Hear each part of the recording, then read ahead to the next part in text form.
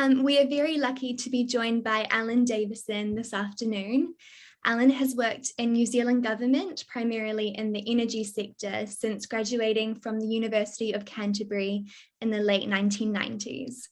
He has held a range of roles, mostly in policy and operational delivery.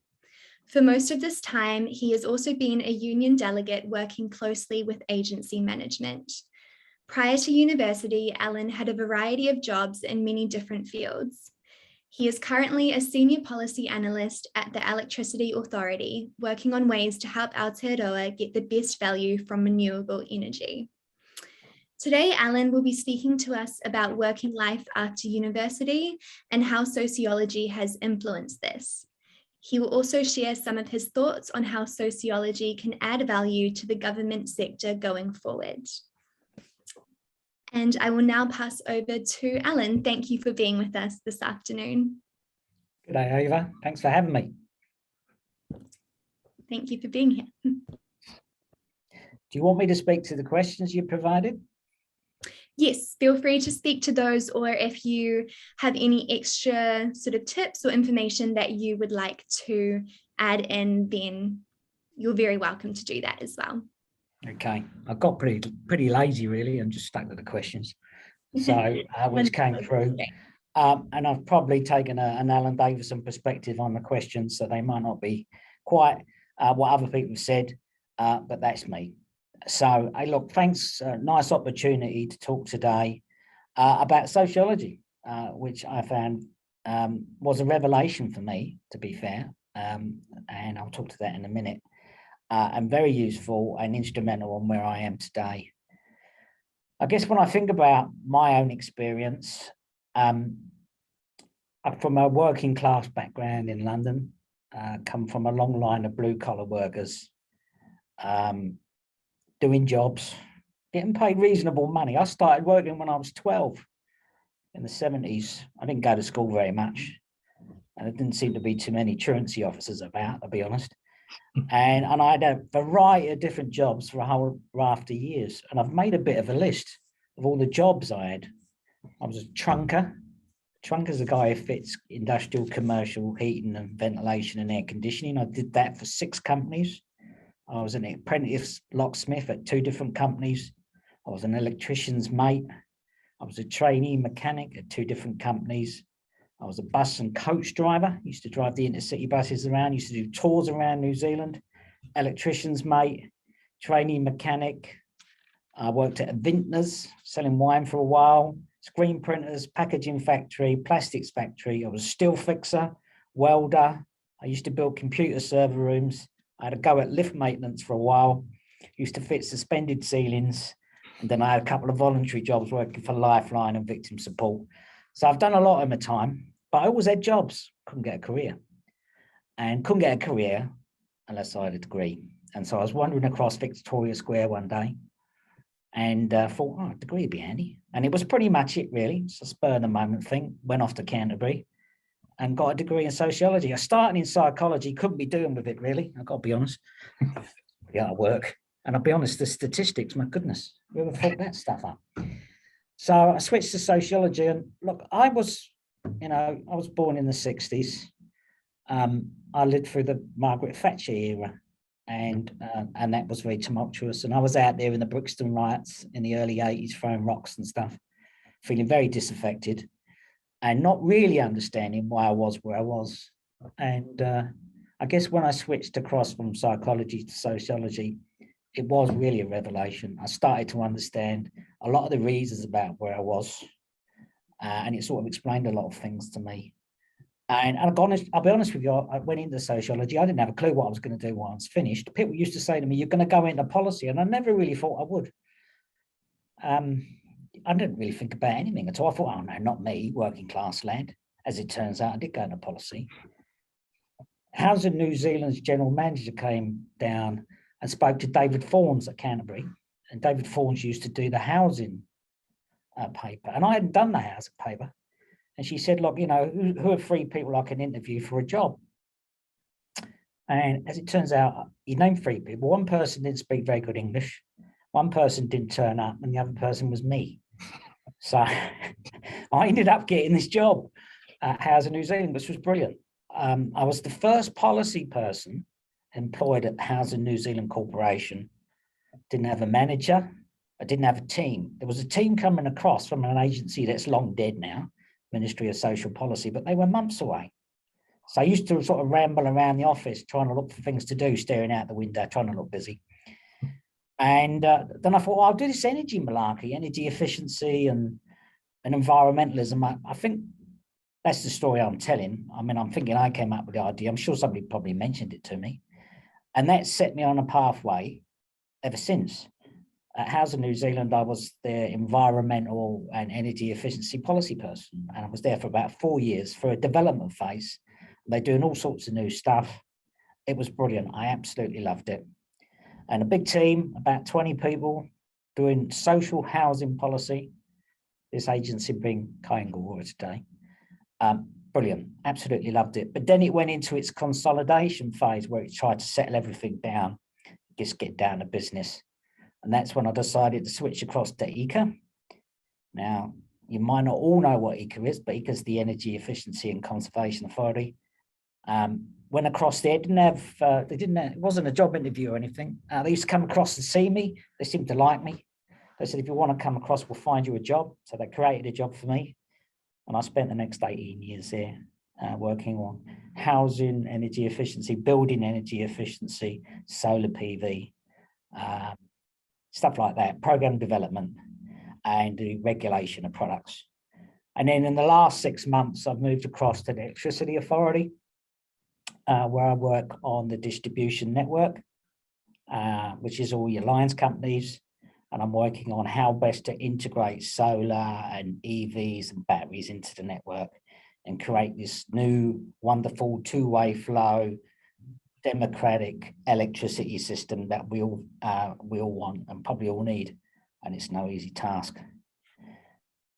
So that's my sort of career history in a nutshell. But ultimately, without sociology, I think could give me some understanding of my own situation and calm me down a bit. And B, as a passport out of the blue collar environment into the white collar environment, it's been absolutely essential. And I'm really, really glad that I did it. Sometimes really surprised I did it, to be fair. I could quite easily still be out there on the building sites. On the building sites back in the day, I used to come into offices and used to put things in the ceilings and stuff like that. And I used to go, what do these people do in offices? What the hell do they do? I don't have a clue, you know, but when I was sitting out there on the building sites, freezing my cods off, you know, sticking to this heavy steels because it was so cold, frost everywhere. I thought, no, office, that looks nice. I'll give that a go. So sociology, good on your sociology. You got me where I need to be. So anyway, that's the first question. How the sociology got you to where you are today?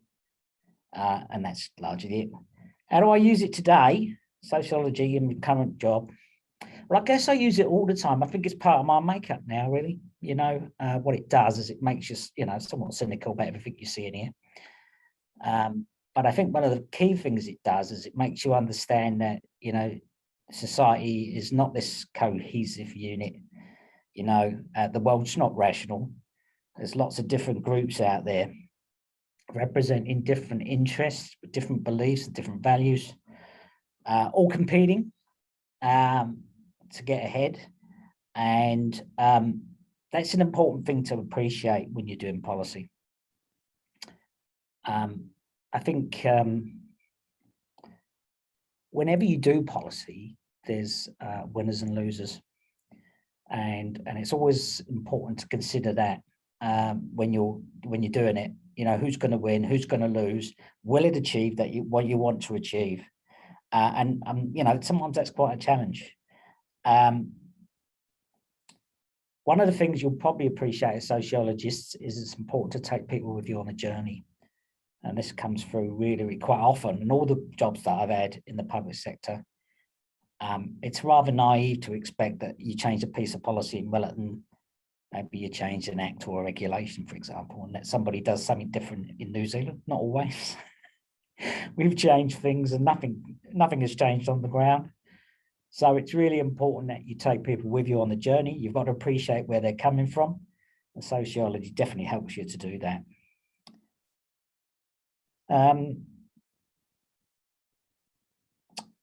Another thing that sociology is useful for understanding is, this is an interesting one.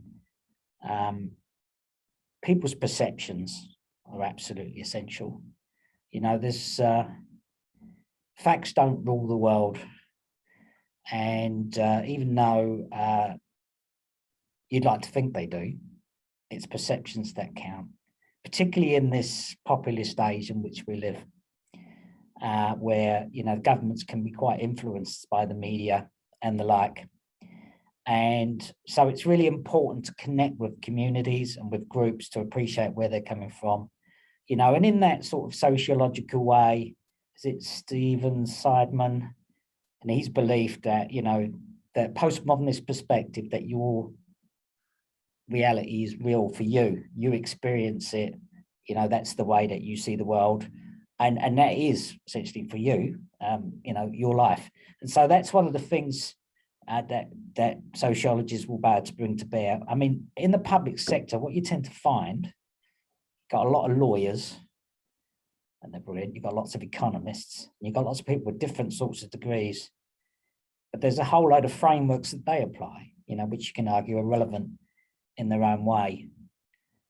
But it's fair to say that human beings are very rarely rational economic beings, and they do things for a wide variety of different reasons. And, you know, sociologists will always appreciate that people will do something, you know, even though it seems irrational. So I find that's really important. But I guess one of the things I spent a lot of my time on the last 15 years is working on the business rather than in the business. So one of the things I've come to appreciate, and I'll talk a little bit more about this at the end of my waffling, is that agencies are social groups, and you work in an agency, and then you work with other agencies, and then you work with ministers, and then you work with stakeholders and the like. And they're all coming from different perspectives. But to achieve something within an agency, you need to appreciate that it is a social group and it's its own mini society. And if you want to be successful, then that's something you need to take into account. So what are the challenges for me? Moving on to question number 3. I think there's never enough data. There's never enough information. This is true of every single job I've ever had. You could spend billions of dollars on research. And of course we do. And well, maybe not billions. And we do close some of the gaps, but there'll always be other gaps. And part of the challenge in my current role, where I'm trying to improve the affordability of electricity for consumers and various other things, is to try and understand what's going on. That we have distributors, we have industry lobby groups, we have consumers, we have government agencies, and they're all saying different things to the Electricity Authority. We're trying to create a competitive, reliable and environmental electricity network for the long-term benefit of consumers. It's really hard to know who to understand. So what you do is you commission research, you read the current research, you do a lot of talking. So in policy, it's really good if you can talk to people. You do a lot of talking to a whole raft of people. You know, you almost need a bit of a bullshit detector sometimes, to be fair. You know, you can't believe everything you're told. And you sort of have to piece together a jigsaw for all the bits and pieces. It's classic policy stuff, you know. And I love that. So, and then you've got to try and take everybody on the journey, knowing that some people are always going to be unhappy. So that's one of the challenges I have. There's a lot of politics. It's politics within this building in which I work, in this agency, with stakeholders, ministers, other agencies often here. Government's no one beautiful cohesive unit. There's lots of different agencies with different ways of, and different looking at things, different responsibilities and roles and accountabilities, and some are bigger and hairier than others. Some have got some independence, some haven't. So there's a whole series of things there you've got to migrate, which means, to some degree, you know, making change through government when you're trying to tick a lot of different bottom lines, not just the making profit like the private sector. it's not surprising it takes a lot longer to make change for government, you know. And actually that process in itself can be a very powerful one and make a much better product at the end of the day. But not always. Sometimes it can lead to a lot of concessions and a lot of watering down. So to some degree, to thrive in the public sector, I'd say you almost need to come to grips with that and accept that change takes time, way longer than it should, but that's just the nature of the beast.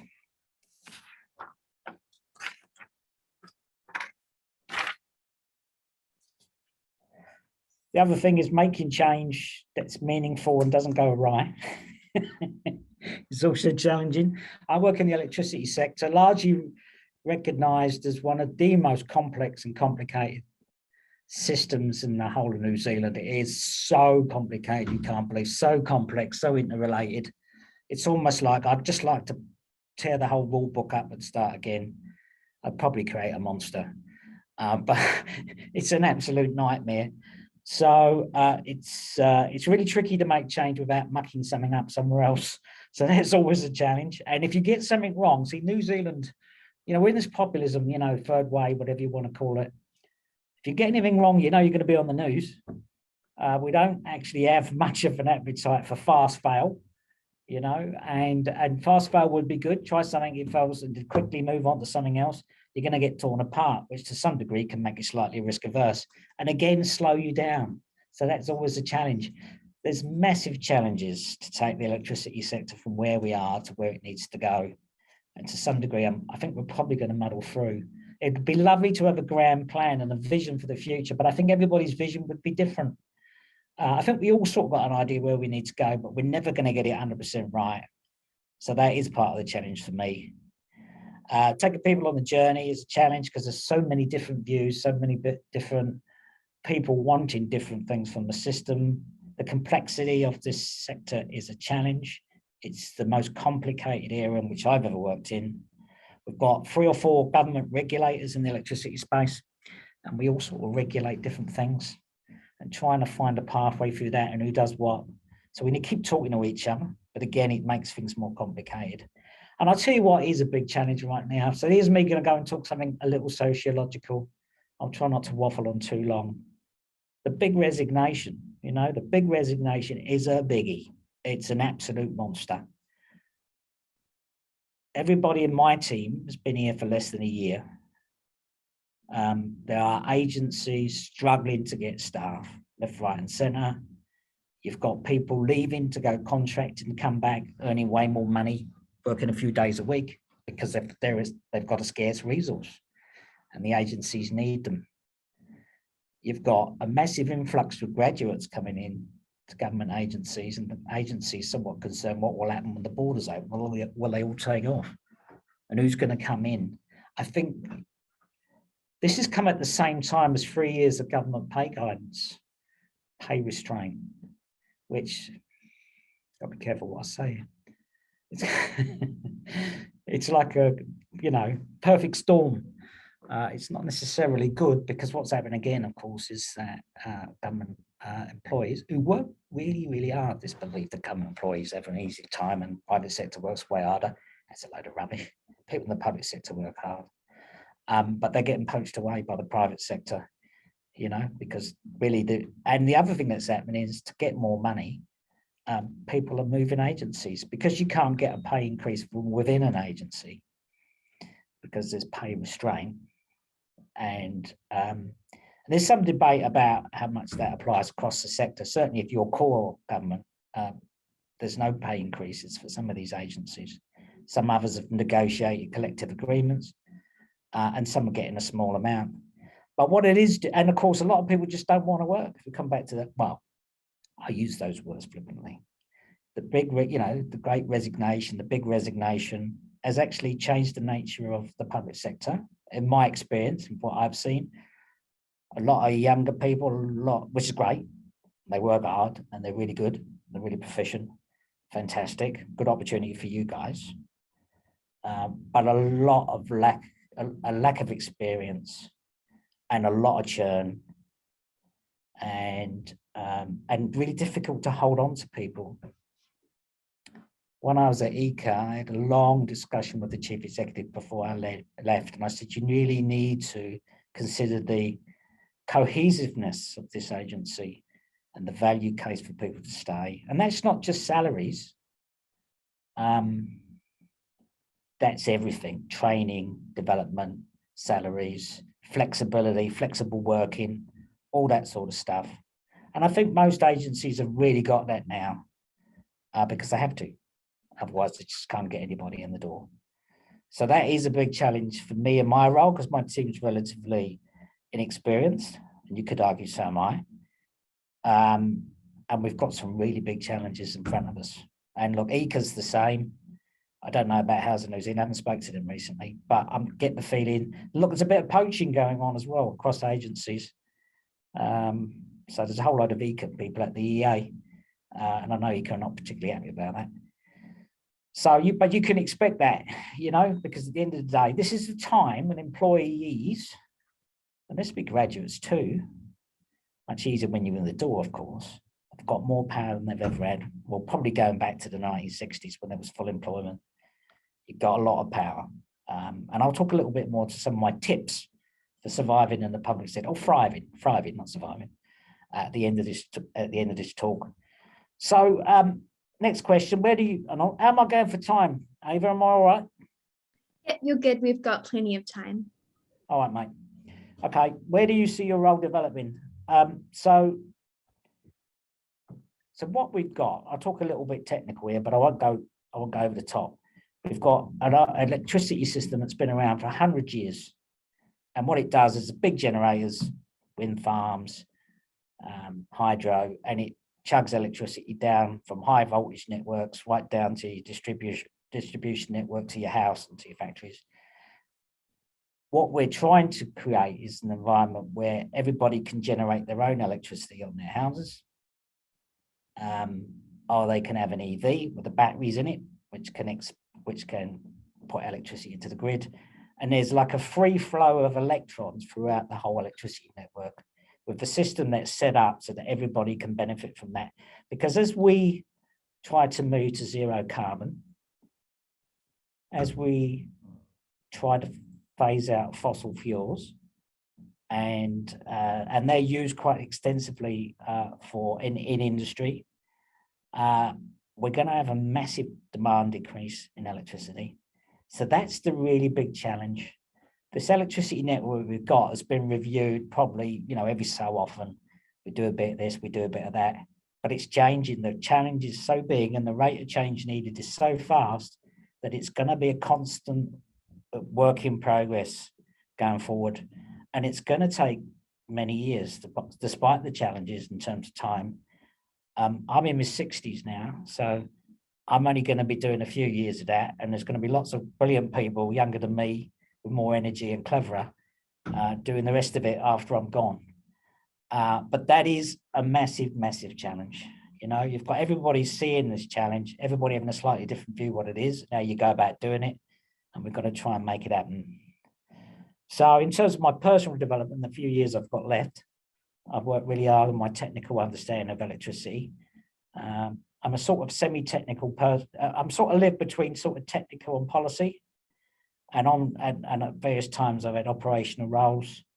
You need to understand the electricity, how it works, voltage and frequency and all that wonderful stuff if you're going to do this job. So that's been a challenge for me, and I've got to get more into that sort of stuff. But what I think is interesting is now I'm thinking about what do I do in the time I've got left, and I've achieved a few things. I'm pretty happy. And I'm not expecting to change the world, and I never did. It's interesting to see how older workers are now transitioning out of the workforce. In the past, you would have retired at 65, and that would have been it. You went and lived on your pension. Of course, the law changed many years ago that you can't be required to retire at 65. And so now you've got people, you know, easing their way out of the public sector, and you've got people essentially resigning and coming back on, you know, on contract and doing what they need. And I sort of like that flexibility after, you know, a life of hard work. But I'll probably have to work till about 100 anyway, I guess, just to pay all my bills off. But I think that's an interesting thing. So a couple more years for me, then I'm sort of done, really.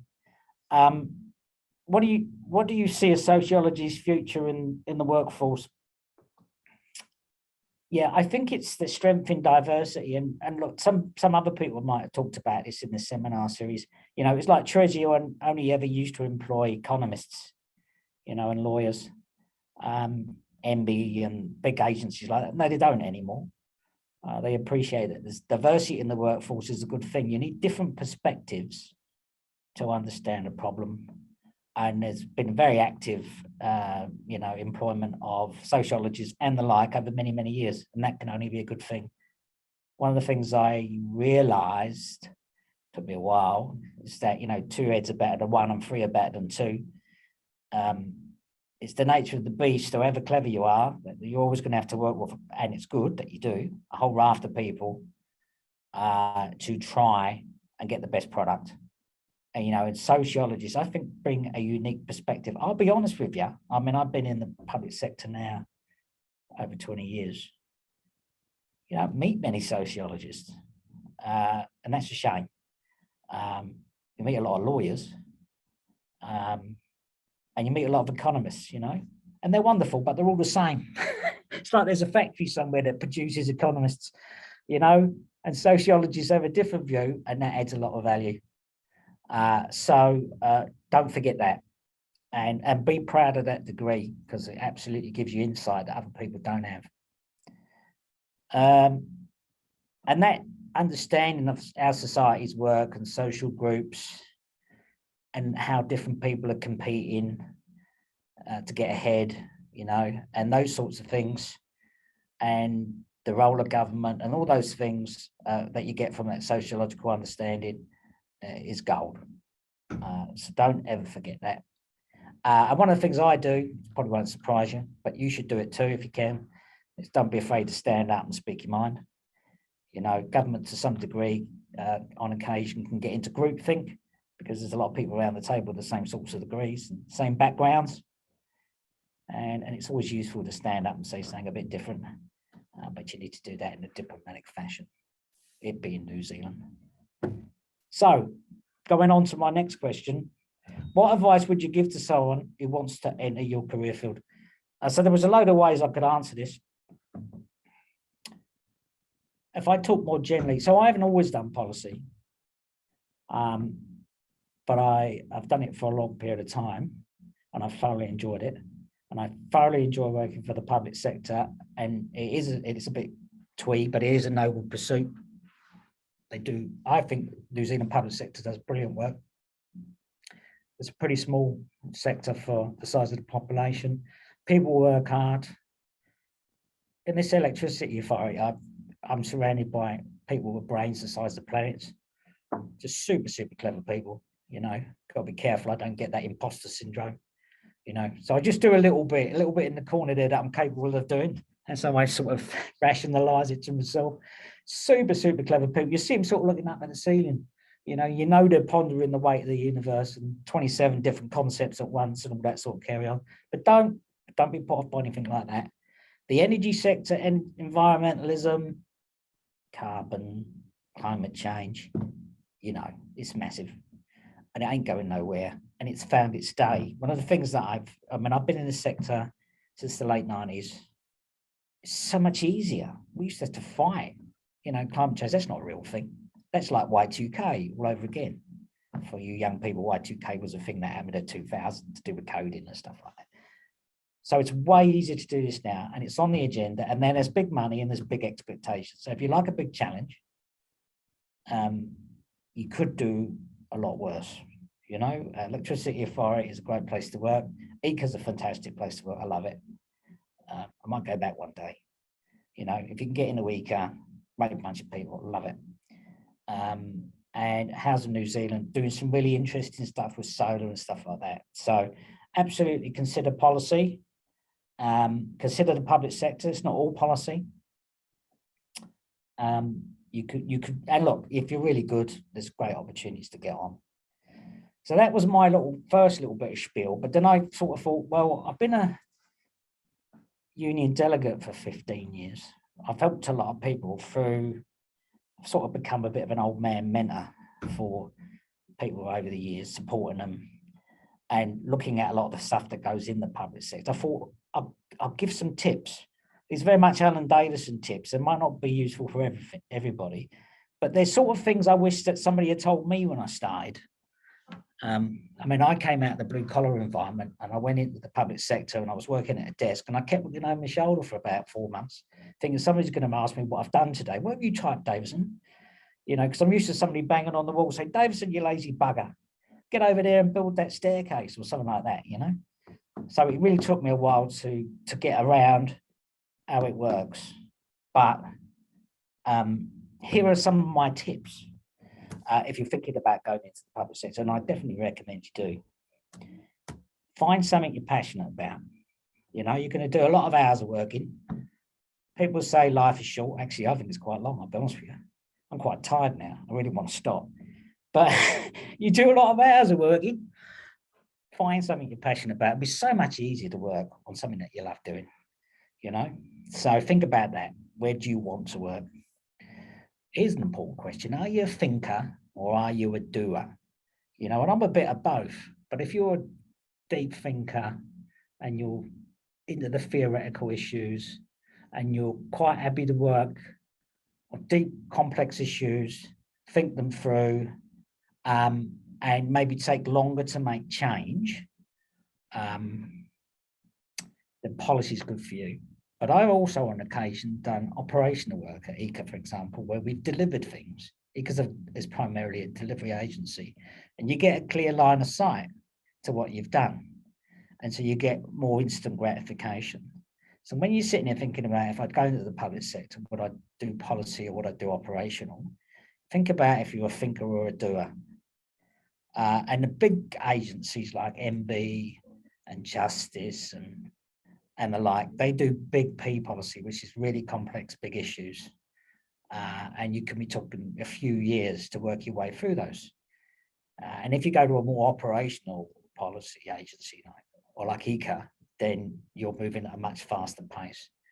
And you're doing more on the ground stuff. So always something to think about. You think, where do I want to go? What I want to do? Think about those things. Now, different agencies have different cultures. They're not all the same. And they have reputations. Whether or not they're justified or not is another question. But when you've been around the public sector a bit, particularly when you've been a delegate, there's a lot of talk about where, you know, different organizational cultures. So my suggestion is that you do your own work. If you find an area that you want to work in, talk to a few people that have worked there or people who work with them, you know, make sure that it's the right organizational fit for you. You often find smaller agencies are more homogeneous. You're probably closer to the chief executive. The chief executive at ECA sits out on the floor and wander up to him. He's the boss. And have a chat to him anytime. His door's always open. We haven't got a door, but he's always there. You know, so you're going to have a chat to him.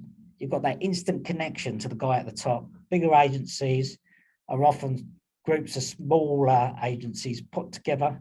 You might never get to see the man at the top or any senior management. You might have to make an appointment 6 months out and then get bumped for somebody else. But generally speaking, those bigger agencies have more power, you know, but you are sort of cog in the machine and some people might like that.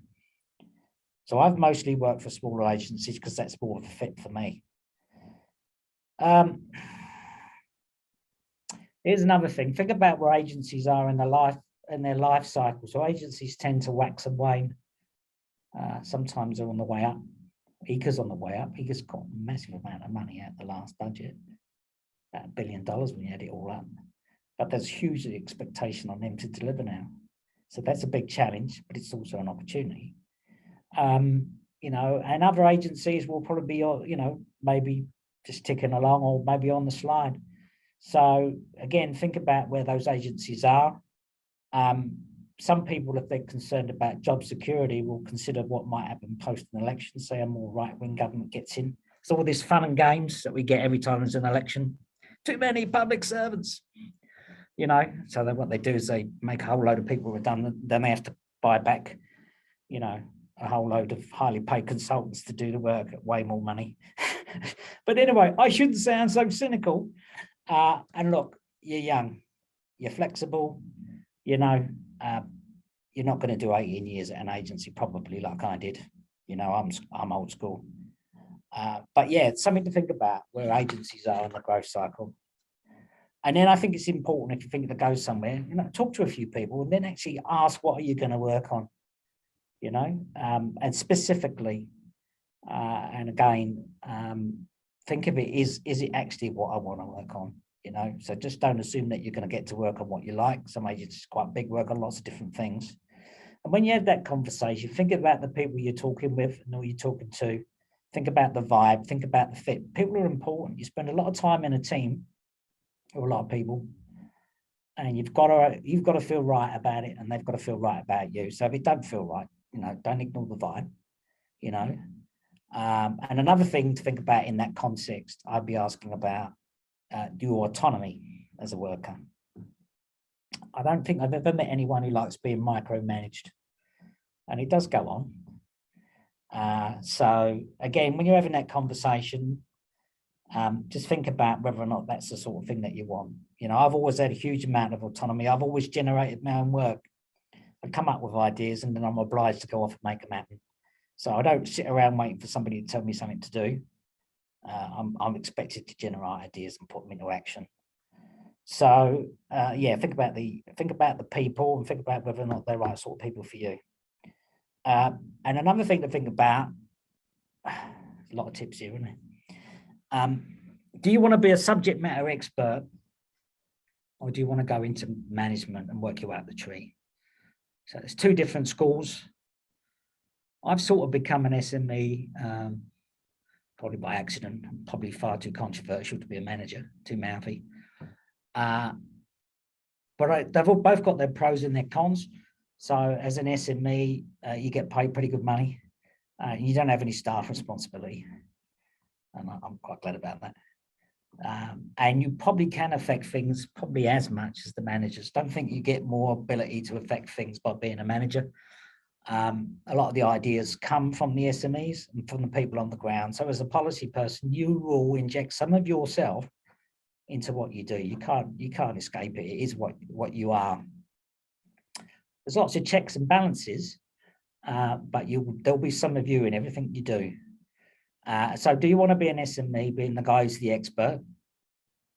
Sometimes that guy is more resilient through the public sector than managers, who sometimes can come and go at the whim of a pen. But if you really want to get on and be a manager, then I think you need to work at that. So thinking about the management side of things, you'd like to think there's a meritocracy in the public sector, and there sort of is, excuse me. In theory, there's a performance review process and everything else. I'm highly cynical about all of that. Grab a window of opportunity when it comes along. It don't come along that often. Various things happen. People get to where they get to through luck and through effort and through ability, but there's a certain degree of luck to it. So if you're sitting there thinking there's an opportunity, my suggestion is go for it. And also be your own advocate. So don't expect somebody's out there lobbying for you. I could tell you a story. So in the first restructure at ICA, my boss came up to me and said, "Oh, you're safe, Al, you're not being restructured out of business." Then he came back the following day. He said, "Oh, no, I made a mistake. No, you're out of a job. Oh, and I'm leaving. I've got a job somewhere else." So be your own advocate. Don't be afraid to stand up for yourself. Be realistic, but don't sell yourself short. And if you don't ask, you don't get. You know, and they got to remember I've been delegate for a long period of time. And I've seen a lot in my time. And look, I think, you know, I worked at ICA. I think it's a brilliant place to work. I love the management. But for whatever there's a lot of stuff that goes on. People fall through the cracks. You know, so don't think everybody's talking about you and think you're brilliant and you're going to work your way up that way. Or you may do. Be your own advocate. Go into bat for yourself. But don't overplay your hand and look like an idiot. It's important to have advocates in a business. If you can get a senior management advocate on your side, that's brilliant. If they get against you, that's a big challenge, you know, and they can put you back many years. So think about every conversation is an opportunity, you know, and some people really play the game. And, you know, it's really up to you how much you want to do that. But, you know, if you can get somebody on your side at senior management level, you know, who's an advocate for you, that's going to help you with salaries, that's going to help you with promotions and everything else. And look, that will be partly responsible as well as your work. You know, you could do all the great work in the world and you may not. It's a combination of things that see you get on, you know. And if you're not getting on, don't be afraid to move. Look, it's a bit tricky for you guys just starting in the workforce. You know, you almost need to get a few years behind. You need to do the hard yards, unfortunately.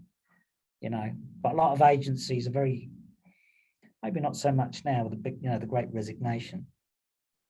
But if you're not getting what you need from an agency, then move. At the moment, that's what people are doing to improve their performance, not the performance, the remuneration and their conditions and everything else. You know, but you can be expected to be called out on that on occasions. Don't just do it as an idle threat. Be polite. This is New Zealand. My goodness, what a wonderful place. I came off the London building sites. Oh my goodness. You know, everybody was looking at me sideways. Is he taking the piss? Is he being serious? Is he joking? You know, nobody knew. So I had to reinvent myself. Quite right too. I'm a Kiwi now. I love it. I love it. I've been a citizen since 1995. I tell all my family I'm a Kiwi. Very, very proud. And they're beautiful, wonderful people, very polite. You cannot go around offices annoying people. Won't get you anywhere. And be flexible. There are people in the public sector who say, that's not in my job description. I'm not doing that. Or it's 4:30, I'm going home. If you want to get on, be flexible. You know, it would be recognised.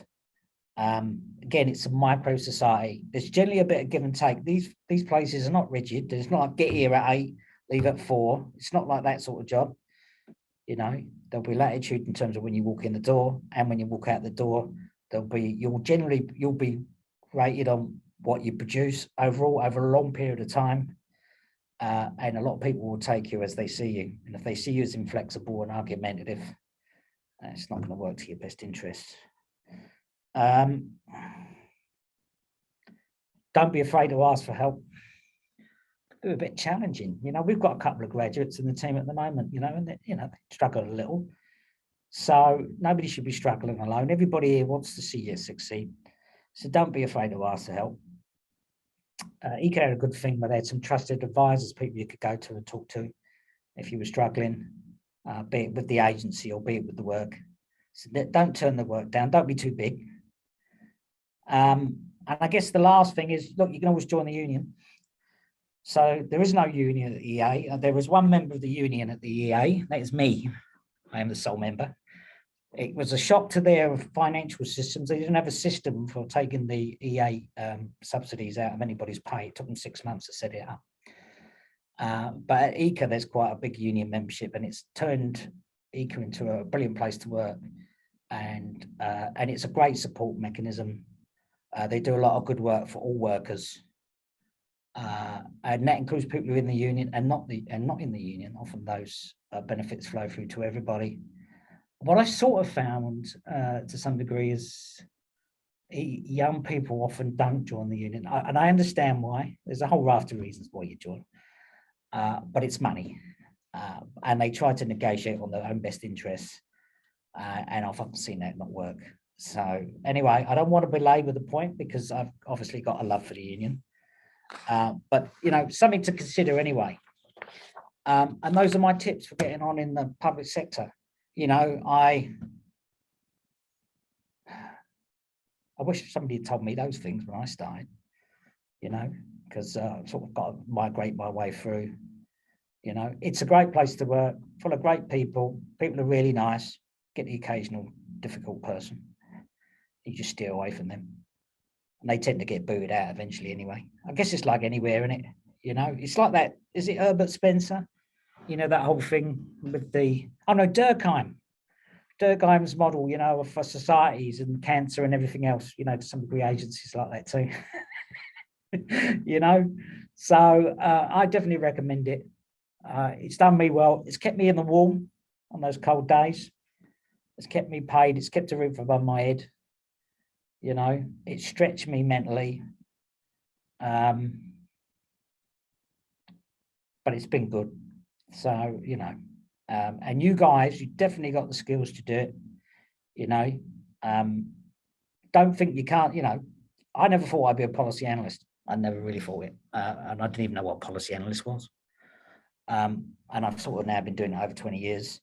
And now I've got a career, you know, as opposed to a job. I never thought I'd have a career. So yeah, that's me.